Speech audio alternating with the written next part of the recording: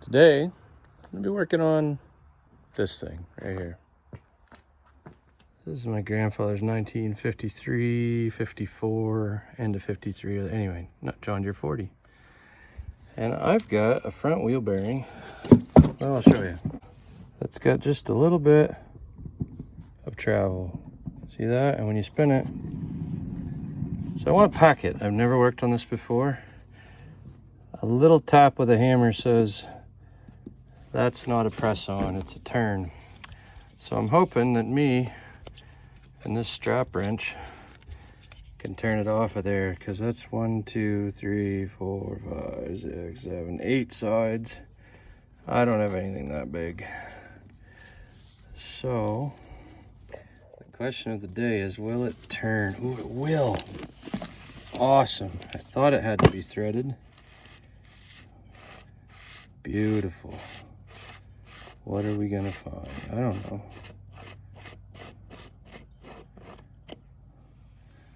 Look at that. All right. Set that over there. We got a cotter pin, I'd say.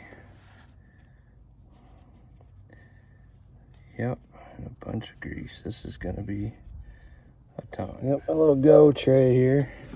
It's got all the stuff in it that you need to make a mess, basically. Let's see if we can get this pin out. And I definitely wouldn't reuse it. No, you shouldn't do that. Terrible. Always use a new cotter pin. That's the right way to do things. So therefore, I would never, ever dream of reusing a cotter pin. That would be awful. It's gonna move. If you want a really efficient way to get a cotter pin out and break a set of pliers, put your pliers in there and then hit them right there with a hammer, and it'll break your pliers for sure. And there's that pin. I didn't put pliers in it. I used a large screwdriver in a way that it's not intended. I think should be, yep, a big old nut in there. I probably don't have anything to fit that. So let's go find out, shall we? There it is in a vintage SK set, 1/16". We'll spin that off of there.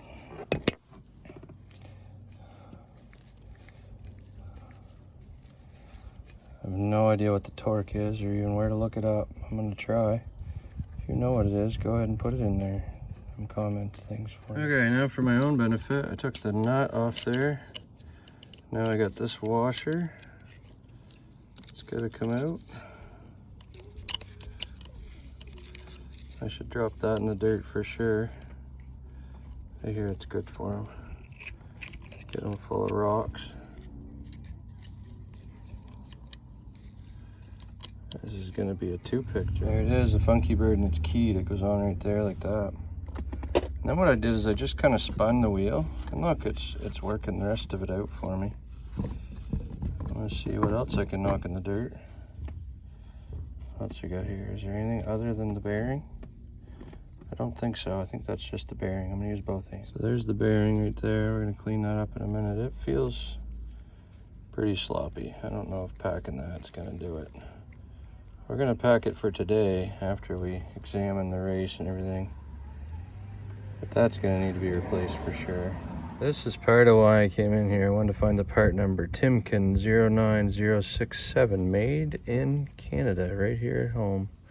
That's the outer bearing. Put that over here on my my parts tray. The parts diagram's right, which I'll show you here in a minute. And I think I got the wheel turned around here backwards. All I'm dealing with is this inner bearing right here.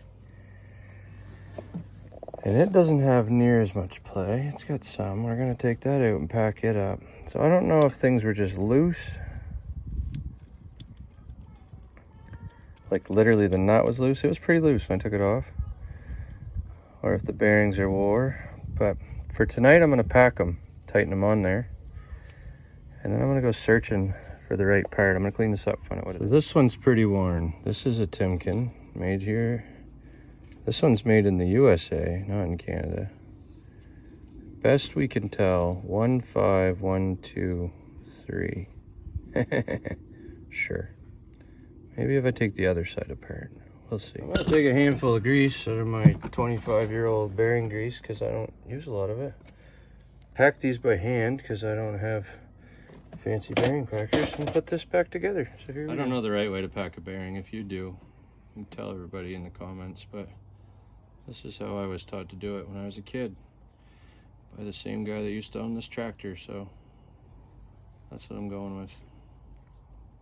Just ramming it in the ends. Lots and lots of grease, you know, it's fun. So look at the parts diagram here. I had the cap, I had this, I had that, I had a bearing. Number 8 is supposed to be a cup, or like a cup bearing. That wasn't there. Well, maybe I just didn't go deep enough.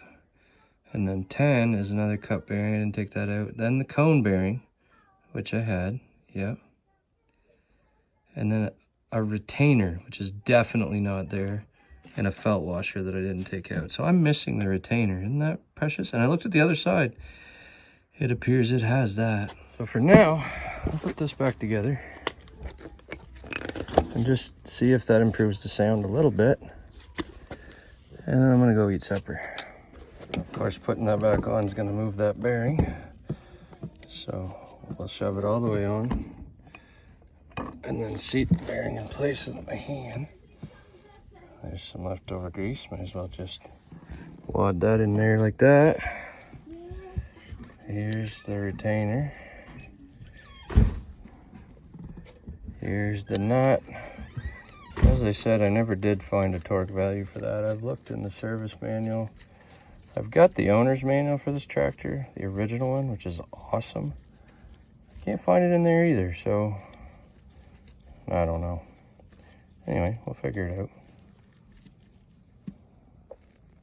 So no torque value, that's still a little loose. Tell me if I'm doing this right. Somebody out there's done this job before. I don't know why you're watching this guy. I'm gonna tighten it just a hair. The noise is pretty well gone. Just to try to get rid of the play. A little bit noisy still, but the play's gone. So, see, there should be a retainer on the back here, and it's not there. See the other one? There's a little green rim. Yep, not there. Anyway, I'm not sure what happened to that, but I think that's going to be slightly better than what we had. Now I got to find the hole. There it is for the cotter pin. We'll get that in place. Then we'll go for supper. There it is. I threw a little bit of grease on the threads. That's probably bad, but I don't want things to rust. I've not had to try to get parts for this tractor.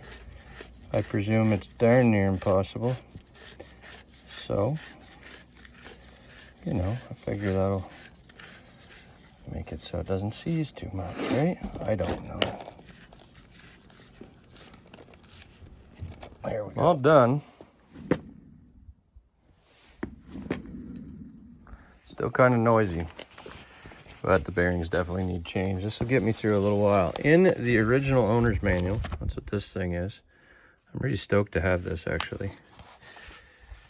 Talks about front wheel greasing. The only reference I could find, and I figured this was the case, there is no torque value. It just says, bottom of the paragraph, when hubs and wheels are again attached to front spindles, make certain bearings are not adjusted too loose or too tight. There should be just a slight drag on the wheel when it is turned on the spindle.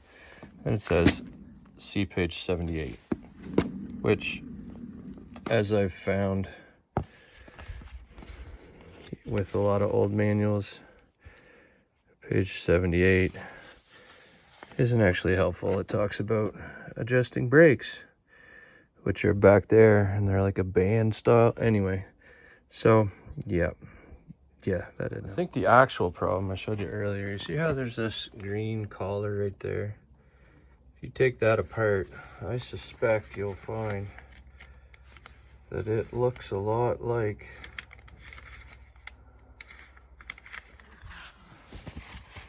this thing right here.